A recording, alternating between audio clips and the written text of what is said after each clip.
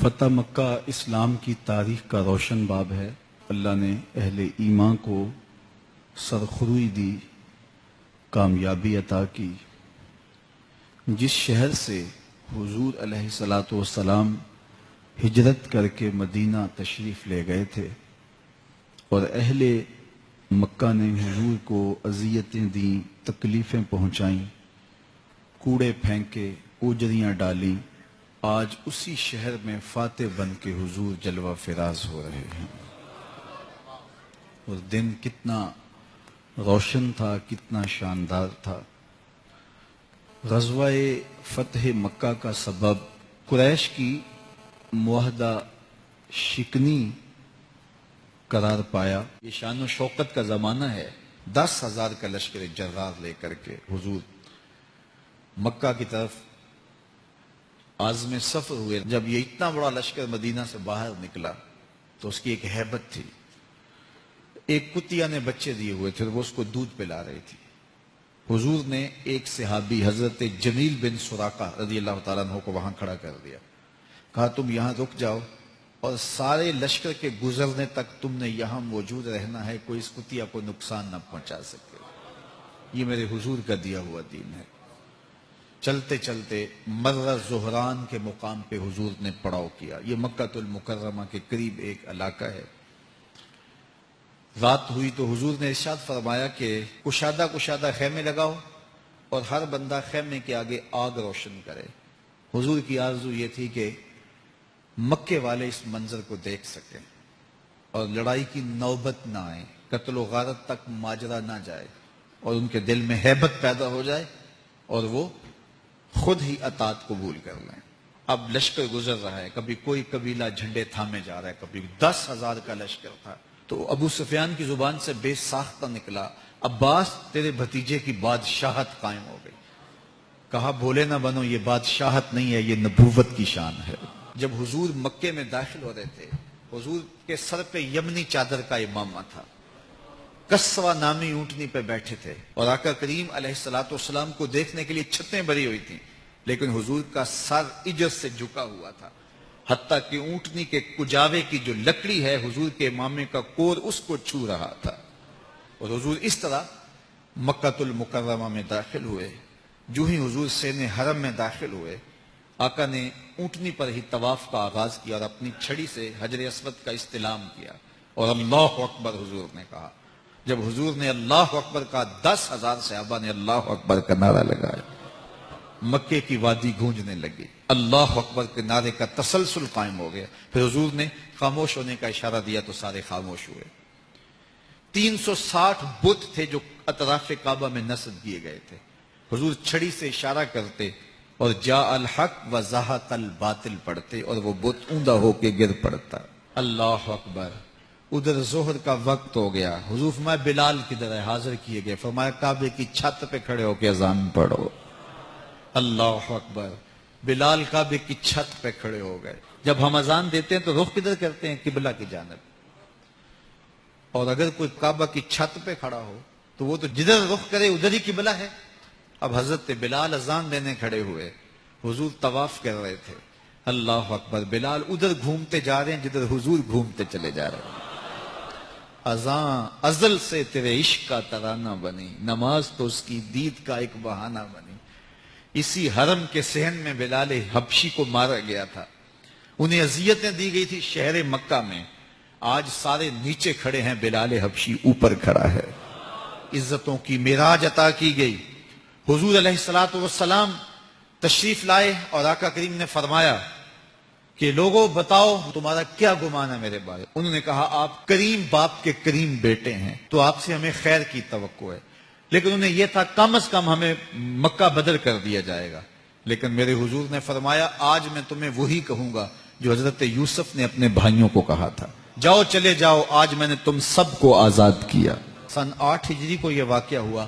9 ہجری کو حضور نے حضرت ابوبکر صدیق کی قیادت میں حج کے لیے قافلہ بھیجا اور 10 ہجری میں خود آئے۔ تو وہ منظر بھی شان و شوکت کا ایک عجیب رنگ ہے۔ اللہ تعالی ہم سب کو فتح مکہ کی برکتوں سے مالا مال فرمائے۔ آج میں دوپہر کو بیٹھا تھا تو وہ ایک شخص آ کے میاں صاحب کا شعر پڑھنے لگا دیگر تے دن گیا محمد اوڑک نو ڈب جانا. تو میری نظر چلی گئی, میں نے کہا ابھی تو 10 بجے ہوں گے. تو میں نے کہا صبح کے 10 بھی بج گئے ہیں اور پھر 12 بھی بج جانے ہیں, پھر ظہر بھی ہوگی, پھر دیگر بھی ہوگی, اور اس کے بعد پھر شام بھی ہو جانی ہے. اب ہم دیگر تک تو پہنچ گئے ہیں, اب شام کے تدلکے بھی قریب ہو گئے ہیں, تو یہ دن ڈوب جانا تھوڑی دیر کے بعد. یہی مثال ہماری زندگی کی ہے.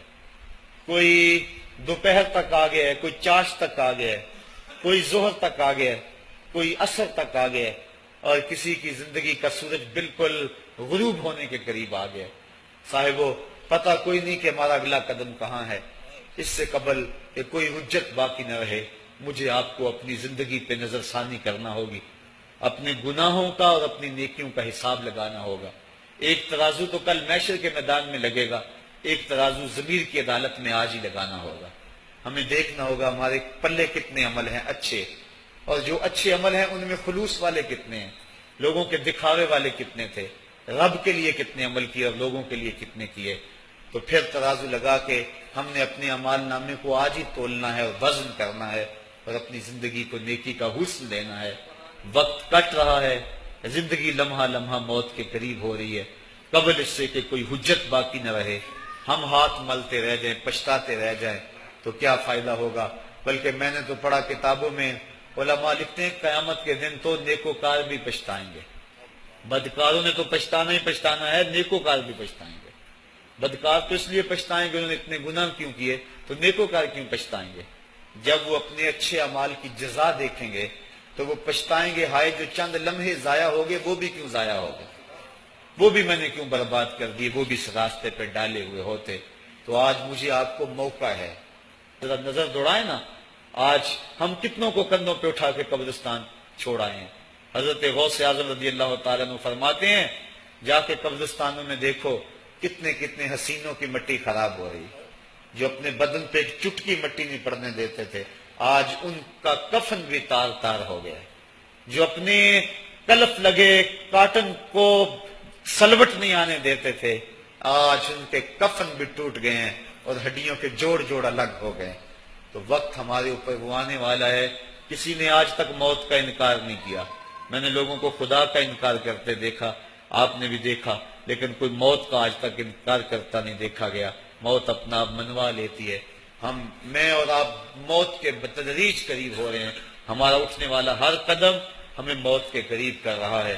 تو قبل اس سے کہ وہ وقت آ جائے اور کوئی حجت باقی نہ رہے اور ہم ہاتھ ملتے رہ جائیں, وقت پر کافی ہے ایک قطرہ بھی آب خوش ہنگام کا. جل گیا جب کھیت برسا می تو پھر کس کام کا, پھر تو پچھتاوا ہی ہوگا. آج ہم پچھتا لیں تاکہ زندگی میں حسن نیکی کا آ جائے. یہ میری آپ سے درد مندانہ اپیل ہے, گزارش ہے, اور میری آپ سے التماس ہے کہ یہ تھوڑی سی زندگی اللہ نے جو مجھے اور آپ کو ودیت کی ہے, یہ بڑا تھوڑا سا عرصہ ہے, تھوڑا سا موقع ہے. یہ دنیا بوائی کا موسم ہے, آخرت کٹائی کا موسم ہے. جو بوائی کے موسم کو برباد کر بیٹھا ہے, کٹائی کے موسم میں اس کے ہاتھ کچھ نہیں لگتا. تو آج تخم میں عمل ڈال لیں. آج ایک بیج ڈالیں گے, کل 70 کاٹ لیں گے. لیکن اگر آج کچھ نہ کیا, اپنی سانسیں برف کی طرح پگھلا دی, تو یہ اس شخص کی طرح ہے جو پھٹے پہ رکھ کے برف کہہ رہا ہے کہ میرے اوپر رحم کرو. اگر تم نے میرے سے برف نہ خریدی تو میرا راس المال بھی لٹ جائے گا.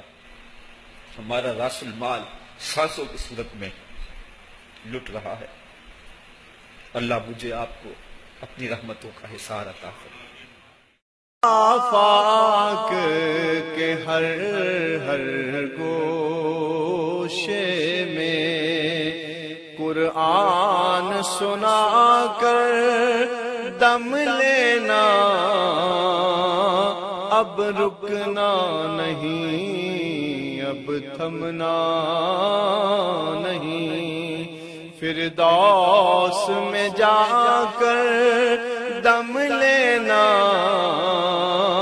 آفاق کے ہر ہر گوشے میں قرآن سنا کر دم لینا, اب رکنا نہیں, اب تھمنا نہیں.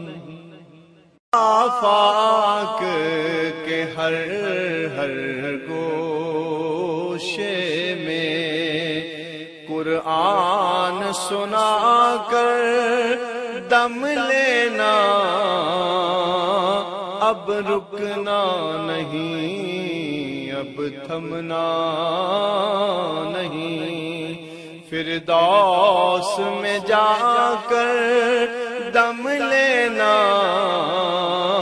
آفاق کے ہر ہر گوشے میں قرآن سنا کر دم لینا، اب رکنا نہیں، اب تھمنا نہیں۔